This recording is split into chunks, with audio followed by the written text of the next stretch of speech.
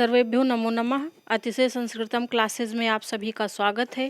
आज हम लोग टेस्ट सीरीज नंबर 91 पढ़ेंगे और उत्तर रामचरितम चल रहा है इस समय तृतीय अंक। 125 प्रश्न पढ़ लिए हैं। 126वां 91 नंबर की टेस्ट सीरीज में प्रश्न होगा। तो चलिए प्रारंभ करते हैं। निम्नलिखितेषु भिन्नम, निम्नलिखित में भिन्न है। प्रश्न थोड़ा सा कठिन है, समझने का प्रयास करेंगे।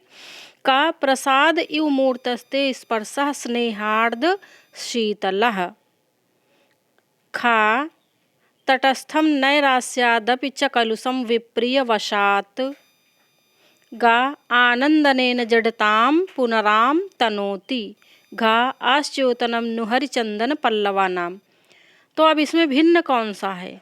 उत्तर रामचरितम के तृतीय अंक के तीनों श्लोक हैं, लेकिन भिन्नता क्या है ये आपको पकड़ना है। तो इसमें भिन्नता है, जैसे ये पहला का नंबर का ऑप्शन है, प्रसाद यु मूर्तस्ते स्पर्शः स्नेहार्द्र शीतलः। यह श्लोक राम ने कहा है। और ख नंबर तटस्थम नैरास्यादपि च कलुषम विप्रिय वशात्। इस समय तुम्हारा हृदय निराशा के कारण उदासीन सा है, यह तमसा ने कहा है। और गा नंबर आनंदनेन जडताम पुनरातनोति। आनंद का संचार हो रहा है, इसलिए फिर से जड़ता उत्पन्न हो रही है, यह भी राम कह रहे हैं। और आश्चोतनम नु हरिचंदन पल्लवा नाम। ऐसा लगता है कि हरिचंदन के पल्लवों का रस चुवाया जा रहा है या सेचन किया जा रहा है, यह भी राम कह रहे हैं। तो भिन्नता ये है कि ये जो खा नंबर ऑप्शन, इसको खा सा लिख गया ना, खा नंबर जो ऑप्शन है इसे राम ने कहा है। इसे खा समझेंगे। ये राम के द्वारा कहा गया श्लोक है। और का नंबर वो देखिए गलत हो गया, खा नंबर तमसा के द्वारा कहा गया है ना, हमने राम के द्वारा कह दिया ना। खा नंबर तमसा के द्वारा कहा गया है। बाकी के का नंबर और गा और घा राम के द्वारा कहा गया है। तो ये भिन्नता है। का, गा और घा श्लोक राम ने कहा है। खा वाला जिसको ये सा लिख गया है, इसे तमसा ने कहा है। तो इस प्रकार खा ही आपका उत्तर हो जाएगा। अगले प्रश्न पे हम लोग चलते हैं। 127 नंबर प्रश्न है, तटस्थम नैरास्यादपि च कलुषम विप्रिय वशात् वियोगे दीर्घे अस्मिन् झटिति घटना स्तंभितम यु प्रसन्नम सौजन्याद दयित करुणैर्गाढ़ करुणम होगा। द्रवीभूतम प्रेमणा तव हृदय अस्मिन् क्षण इव। प्रस्तुत श्लोक में किसने किसके हृदयावस्था की मनोवैज्ञानिक विश्लेषण किया है? यानी इसमें किसी के हृदय की अवस्था का वर्णन किया गया है और किसी ने किया है। तो किसने किया है और किसके हृदय की अवस्था का वर्णन किया है प्रस्तुत श्लोक में 127 नंबर में? तो का राम ने सीता के, खा तमसा ने राम के, गा वासंती ने राम के, घा तमसा ने सीता के। तो इसका उत्तर होगा तमसा ने सीता के हृदय की। जब राम आए हैं तो सीता राम को देखकर जैसा उनके अंदर विचार होता है उसको समझकर मनोवैज्ञानिक रूप से तमसा कहती हैं तटस्थम नैरास्यादपि। हे पुत्री, तुम्हारा हृदय निराशा के कारण उदासीन सा और अप्रिय कार्य के कारण कलुषम खिन्न सा हो गया है। इस प्रकार का ये पूरा श्लोक है। जब पूरा बताएंगे तो थोड़ा सा टाइम अधिक लगेगा, इसलिए इतना ही समझ लें।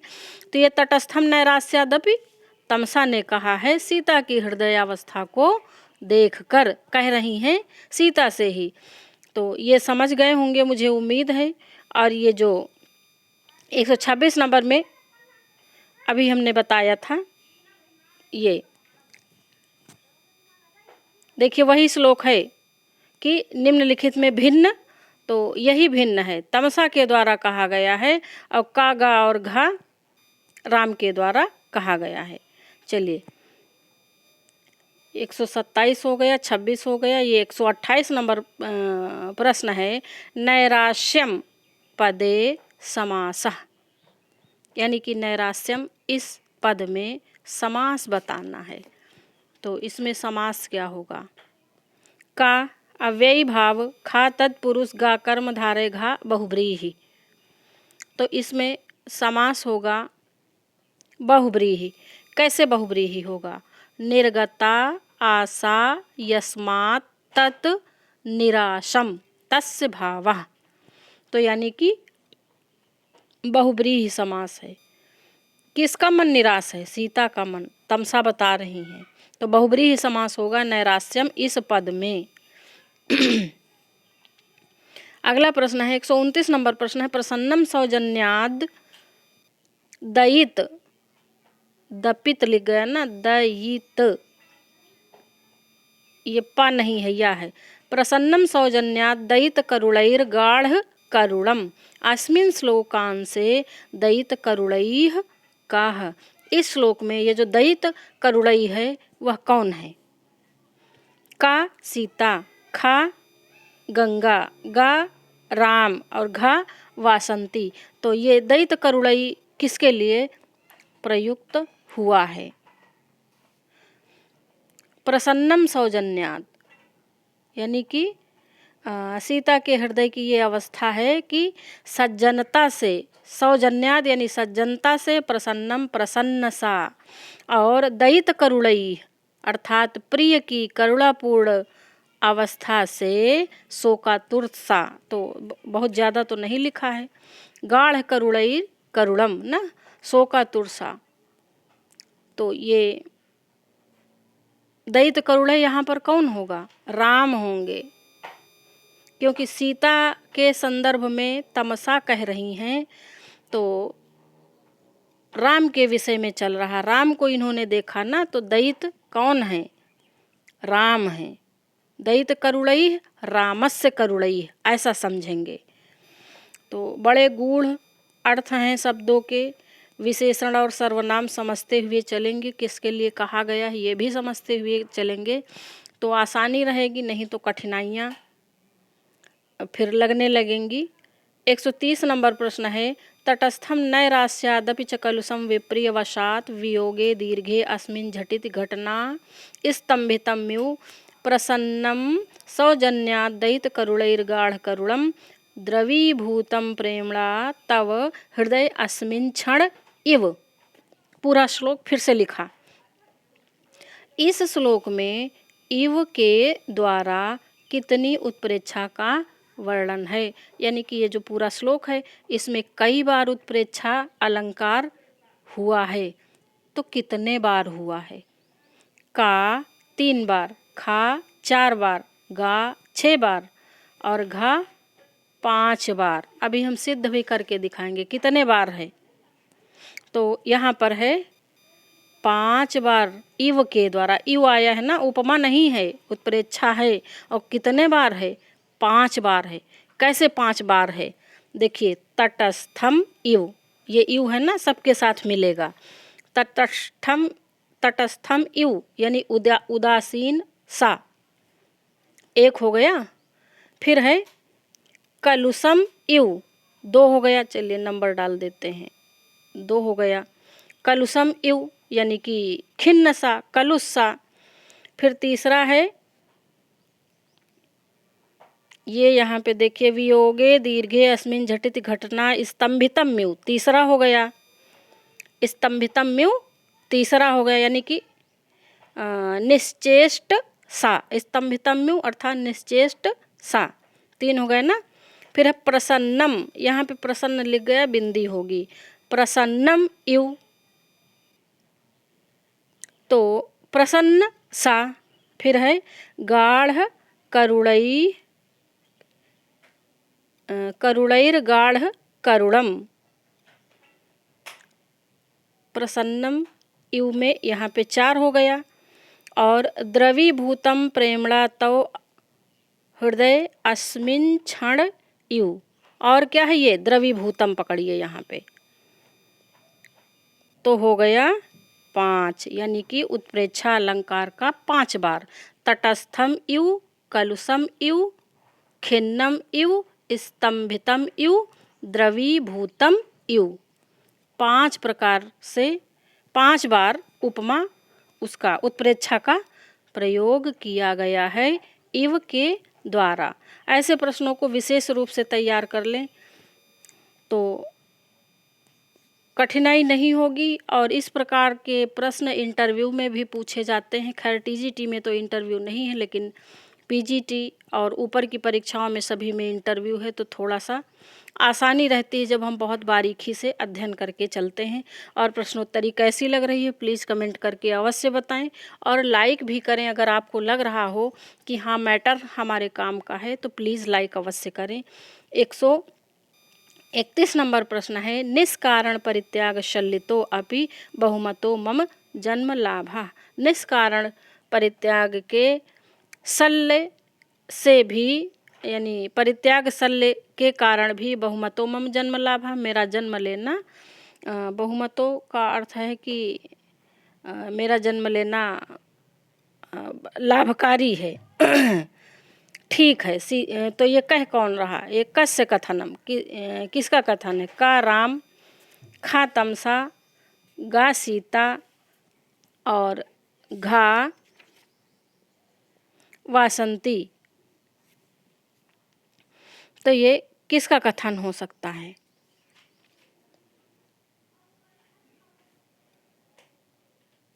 ये कथन है सीता का। ये सीता जी स्वयं कह रही हैं कि निष्कारण परित्याग रूपी कांटे के विधेय होने पर भी मेरा इस संसार में जन्म लेना, इस दुनिया में जन्म लेना श्लाघनीय है, प्रशंसनीय है या लाभकारी है, कुछ भी कहें।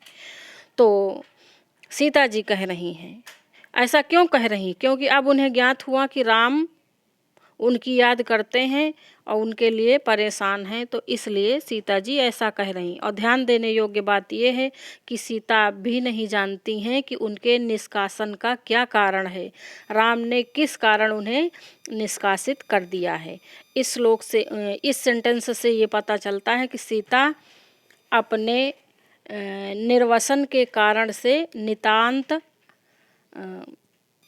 वो उनको अज्ञान है, नहीं समझती हैं कि उन्हें राम ने क्यों बाहर किया है। 132 नंबर प्रश्न है, निष्कारण परित्यागः में समास है। निष्कारण परित्यागः में समास है। का कर्मधारय, खा तत्पुरुष, गा द्वंद्व, घा सुप्सुपा। तो 132 नंबर प्रश्न में कौन सा समास होगा? निष्कारण परित्यागः। अभी ऊपर पंक्ति आई है ना, निष्कारण परित्याग शल्यतोऽपि, ऐसे आई है ना। अच्छा, शल्य माने क्या होता है ये कमेंट करके हमें अवश्य बताएं। तो इसमें निष्कारण परित्यागः में समास है,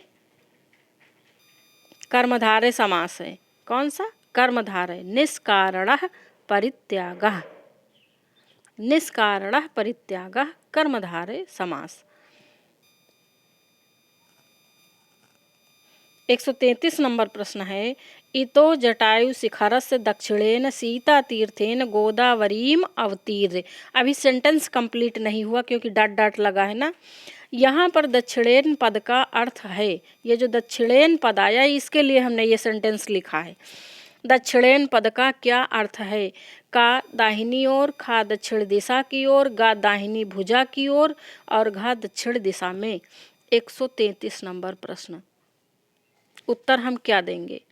सभी मिलते जुलते उत्तर हैं, तो उत्तर होगा इसमें दक्षिण दिशा की ओर, यानी कि खा नंबर उत्तर सही होगा। खा नंबर उत्तर बिल्कुल सही होगा, दक्षिण दिशा की ओर। चलिए अगले पेज पर चलते हैं।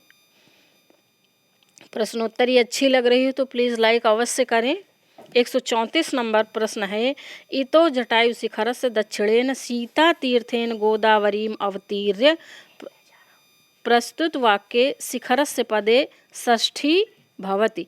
यहाँ पे जटायु शिखरस्य है ना, तो ये जो शिखरस्य में षष्ठी विभक्ति हुई है, तो यहाँ पर षष्ठी विभक्ति किस कारण से हुई है, ये पूछना चाह रहे हैं इस प्रश्न के माध्यम से। का सीता तीर्थेन कारणात्, सीता तीर्थ के कारण। गा जटायु शिखरस्य कारणात्, जटायु शिखर के कारण। देखिए यहाँ का के बाद गा ऑप्शन हो गया है, तो इसे अन्यथा न लें। कभी कभी जब सेटिंग करते हैं तो ऑप्शन ऊपर नीचे हो जाते हैं। खा गोदावरीम कारणात्, गोदावरी के कारण। घा दक्षिणेन पद कारणात्, दक्षिणेन पद के कारण। तो 134 नंबर प्रश्न में ये जो शिखरस्य में षष्ठी हुई है, इसका कारण है दक्षिणेन। ये जो दक्षिणेन पद आया है ना, यहाँ पे देखिए शिखरस्य के बाद, इसी के कारण शिखरस्य में षष्ठी हुई है। अब इसको आप कारक प्रकरण में देखें तो एकदम क्लियर हो जाएगा। वैसे अभी हमने कारक प्रकरण नहीं पढ़ाया है, लेकिन संधि प्रकरण पूरा कर दिया, और बाबूराम सक्सेना का आगे प्राक कथन और जितना है बहुत बेहतरीन हमने संज्ञा प्रकरण पर और सब पे बढ़िया प्रश्नोत्तरी भी कराई है, और वन लाइनर भी बढ़िया सा बताया है। आप लोग वो वीडियो अवश्य देखें। तो यहाँ पर घ नंबर उत्तर सही होगा। शिखरस्य पद में जो षष्ठी हुई है उसका कारण दक्षिणेन पद है। 135 नंबर प्रश्न है, सर्वदेवताभ्यः प्रकृष्टतम ऐश्वर्य मंदाकिन्या कस्येयं कथनम। सभी देवताओं से प्रकृष्ट मंदाकिनी अर्थात गंगा देवी का जो वरदान है वह है। तो ये किसने कहा है? का तमसा, खा मुरला, गा गंगा, घा सीता।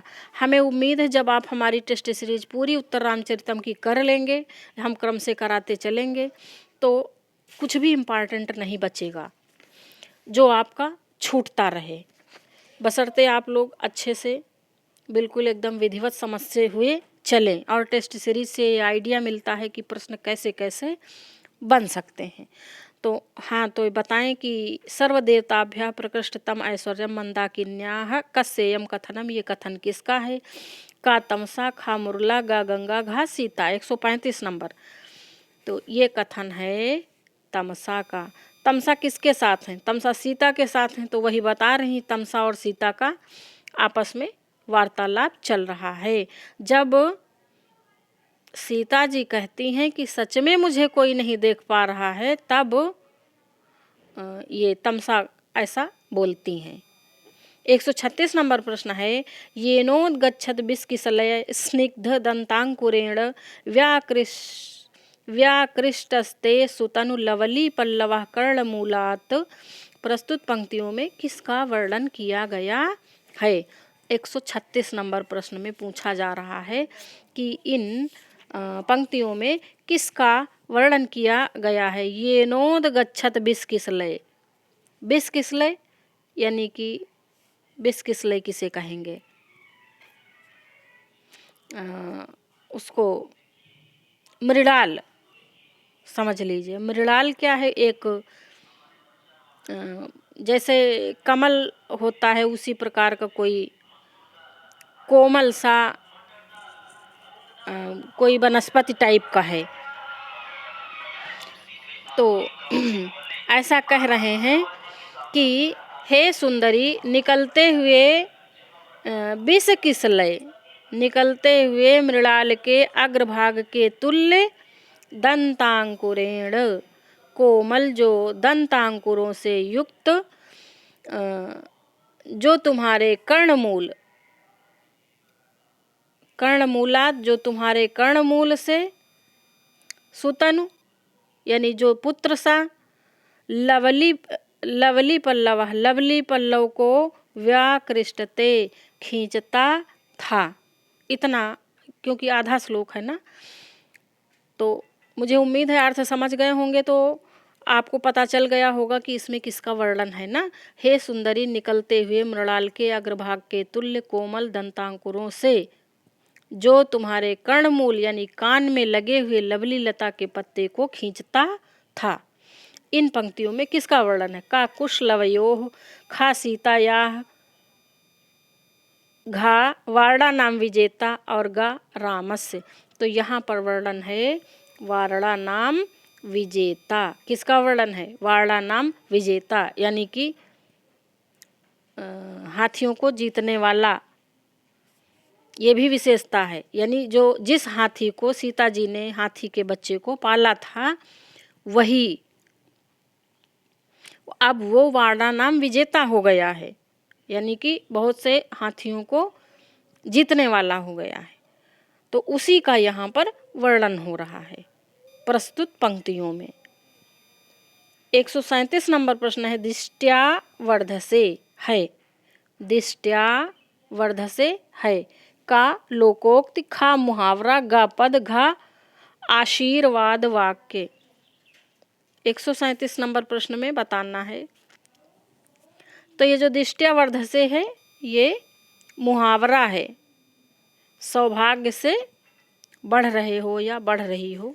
दिष्ट्या वर्धसे मुहावरा है, मुहावरों का भी प्रयोग किया गया है। अगले पेज पे 138 नंबर प्रश्न है पुष्यत पुष्कर वासितस्य पयसो गंडूस संक्रांतयः। अत्र गंडूस संक्रांतयः पदस्य अर्थः अस्ति। यहाँ पर गंडूस संक्रांतयः इस पद का क्या अर्थ है? अब अगर मैं इस पंक्ति का अर्थ बता दूंगी तो गंडूस संक्रांतयः पद का अर्थ भी खुल जाएगा, तो प्रश्न आउट हो जाएगा। तो पहले आप लोग ऑप्शन देखें। का खुजलाहट, खा संक्रांति, गा कुल्ले का संचार और घा डंठल से। तो यहाँ पर होगा गंडूस संक्रांतयः माने कुल्ले का संचार, यानी कि गा नंबर सही होगा। क्या होगा? कुल्ले का संचार। कौन कर रहा? वही वारणा नाम विजेता, वही हाथी जिसको सीता जी ने पाला था जब वो छोटा था। तो मृणाल के समान जो उसके कोमल कोमल दांत थे, उनसे सीता जी के कान में लगे हुए लवली लता के पल्लों को वो खींचा करता था। अब वही वारणा नाम विजेता हो गया है और क्या कर रहा है? सूंड में पानी भर के उसे फिर से निकाल रहा है, यानी कि जल क्रीड़ा कर रहा है। तो इस प्रकार का स्वाभाविक वर्णन किया गया है। चलिए अगला है 139 नंबर प्रश्न है अनराल नाल नलिनी पत्रात पत्रम, यहाँ पे बिंदी होगी, धृतम। अनराल नाल नलिनी पत्रात पत्रम धृतम का कौन है? ये किसके लिए ये कहा गया? का कुश लव कुशौ, खा रामः, गा सीता, घा गजः। 139 नंबर प्रश्न में क्या होगा? गजः। ये यहाँ पर भी उसी हाथी का ही वर्णन चल रहा है। तो अच्छा ये कह कौन रहा है? ये जो पहला वाला 138 नंबर प्रश्न है, ये पुष्यत पुष्कर ये वाला, और ये जो अनराल नाल धृतात पत्रम धृतम, ये कौन कह रहा? ये आप हमें कमेंट करके अवश्य बताएं। चलिए देखते हैं इसको, अनराल नाल वाला। तो ये कौन है? किसकी विशेषता है कि वह अनराल नाल, अनराल नाल जानते हैं? अनराल का अर्थ है सीधा, सीधी नाल वाले। नलिनी पत्रात पत्रम धृतम, नलिनी पत्र, नलिनी रूपी छाते को उसके ऊपर धृतम यानी कि लगाया है। तो ऐसा किसने किया है? अनराल नाल यानी कि सीधी नाल वाली कमल पत्र को कमल पत्र का छाता बना के, मतलब छाता रूपी बना के उसके ऊपर लगाया है। तो यहाँ पर भी कौन लगाया है? गजः, गज ने ऐसा किया है, अभी भी उसी गज की बात चल रही है। और ये राम कह रहे हैं, उस हाथी को देखकर राम को याद आ रही है। अब हाथी बड़ा हो गया है ना, पहले छोटा था, मृणाल के समान उसके दांत थे, लेकिन अब बड़ा हो गया, इतना बड़ा हो गया कि वो जल क्रीड़ा कर रहा है। और जो उसके साथ जो फीमेल हाथी है, तो उसके साथ वो खेल रहा है, उसी का राम वर्णन कर रहे हैं। 140 नंबर प्रश्न है, प्रसवः खलु, फिर खाली स्थान है, स्नेहस्य रिक्त स्थान पूरयतु। अब इस रिक्त स्थान की पूर्ति करनी है। का विकर्षयन्तः, खा उत्कर्षयन्तः, गा प्रकर्षयन्तः, घा उत्कर्षयन्तः। क्या होगा? प्रसवः खलु प्रकर्षयन्तः, यानी कि गा नंबर उत्तर सही होगा। ये रिक्त स्थान में यहाँ पर भरा जाएगा। प्रसवः खलु प्रकर्षयन्तः स्नेहस्य। चलिए अगला 141 नंबर। इस प्रकार के प्रश्न बड़े इंपॉर्टेंट हैं, बहुत पूछे जाते हैं। और उत्तर रामचरितम के जो डायलॉग हैं वो इतना कंफ्यूज करते हैं, हमको तो बहुत कंफ्यूज करते थे जब हम पढ़ते थे, बहुत ज़्यादा कंफ्यूज हो जाते थे, एक ही जैसे सब लगते थे, समझदारी भरे। 141 नंबर प्रश्न है, प्रसवः खलु प्रकर्षयन्तः स्नेहस्य, यह उक्ति कौन किससे कहता है? प्रसवः यानी संतान, प्रकर्षयन्तः स्नेहस्य, स्नेह की क्या होती है? चरम सीमा होती है।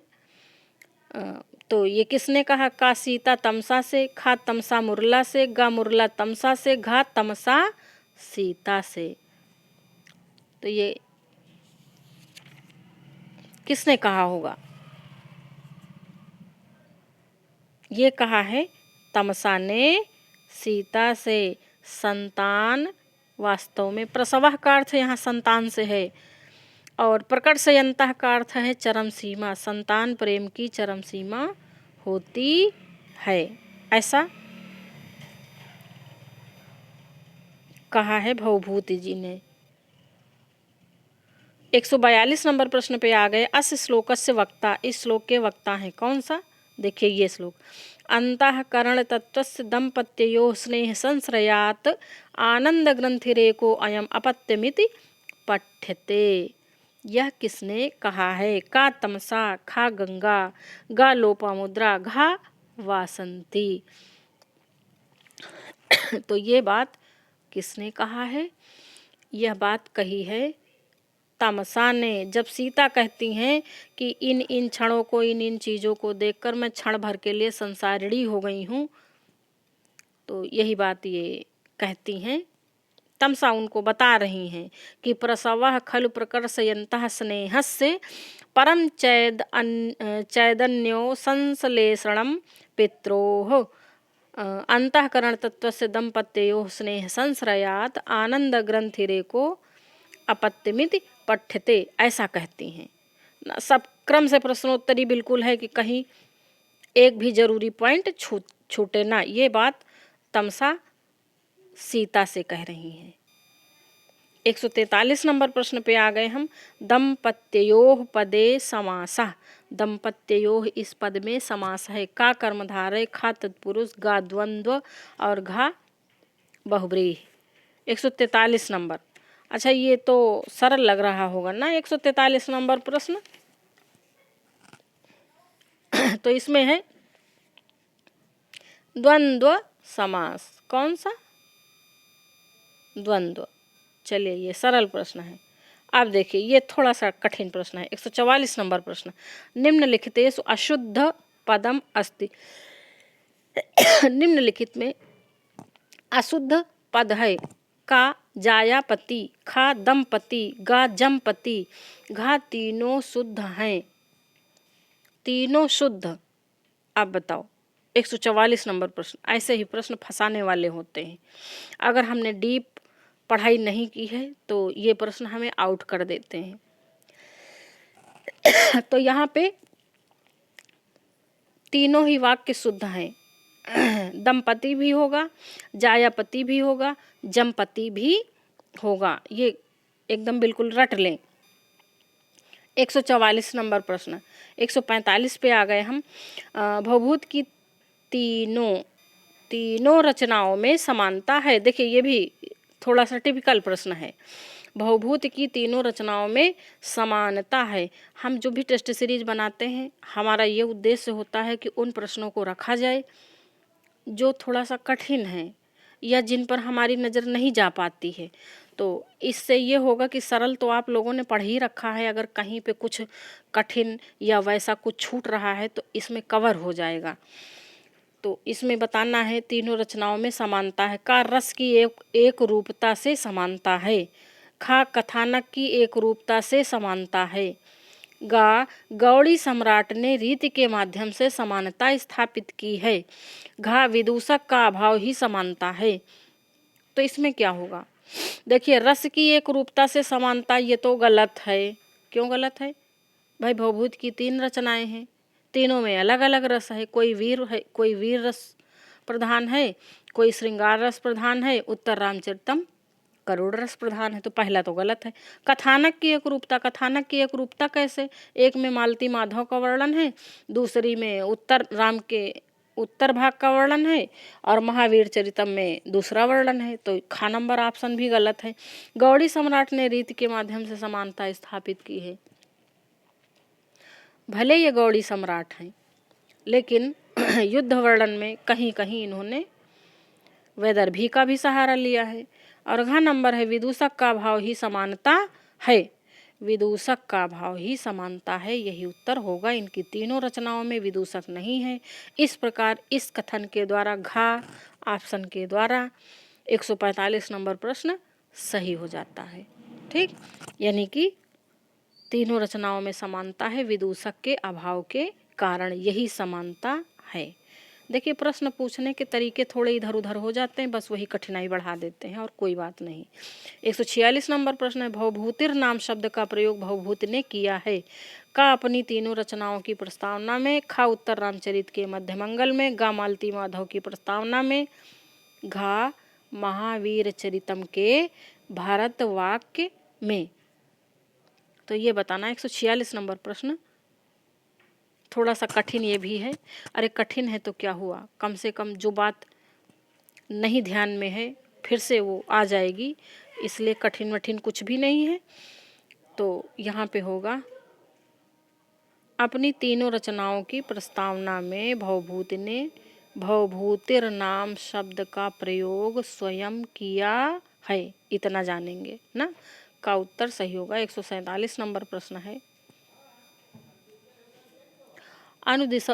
अनुदिवसम वर्धयत प्रियाते यम चिरम निर्गत मुग्धलोलबरहम मणिमुकुट इवोच्छिकः कदम्बे नदति सा एष वधू सखः शिखंडी। अस्मिन् श्लोके कः कस्य वर्णनम करोति। इस श्लोक में कौन किसका वर्णन कर रहा है? का वासंती मयूरस्य। खा, अब देखिए शिखंडी आया है ना, तो शिखंडी माने तो मयूर होता ही है। तो मयूर का तो वर्णन चल रहा है, लेकिन कौन वर्णन कर रहा है? का वासंती, खा राम करिकलभस्य, गा सीता मयूरस्य और घा राम हरिणस्य। 147 नंबर प्रश्न बताना है कि कौन वर्णन कर रहा है किसका। तो इसमें होगा वासंती मयूरस्य, यानी कि वासंती मयूर का वर्णन कर रही, राम को दिखा रही हैं कि ये वही मयूर है जिसको पाला गया था सीता देवी के द्वारा। अब ये ऐसा ऐसा ऐसा ऐसा हो गया है। और वधू सखा अपनी वधू सखा के साथ, प्रियतमा के साथ ऐसे देखिए कदम्ब की डाल पे है। तो कौन कह रहा? वासंती कह रही। किसका वर्णन कर रही हैं? मयूर का वर्णन कर रही। किससे वर्णन कर रही हैं? राम से। 148 नंबर प्रश्न है वधू सखा पदे समासः अस्ति। वधू सखा इस पद में कौन सा समास है? का वधवाह सखा तत्पुरुष, खा वधू नाम सखा तत्पुरुष, गा वधवाह सखाह तत्पुरुष और घा वधू भी सखा तत्पुरुष। यानी कि विग्रह के साथ बताना है, समास भी बताना, विग्रह भी बताना। तो समास तो तत्पुरुष है ही, आपको विग्रह देखना है कि कौन सा होगा।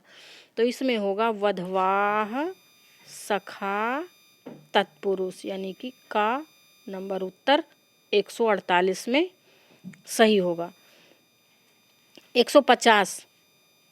149 नंबर प्रश्न है, अनुदिवसम वर्धयत प्रियाते यम चिरम निर्गत मुग्धलोल बरहम। प्रस्तुत श्लोकान से प्रिया तथा ते कौ, ये जो ते आया है ना और ये जो प्रिया शब्द आया है, तो ये कौन है? का यहाँ पे होगा तमसा, का तमसा सीता, खा सीताराम। ये जो दोनों विशेषण प्रयुक्त हुए हैं किसके लिए? राम सीता, घा वासंती और राम। 149 नंबर।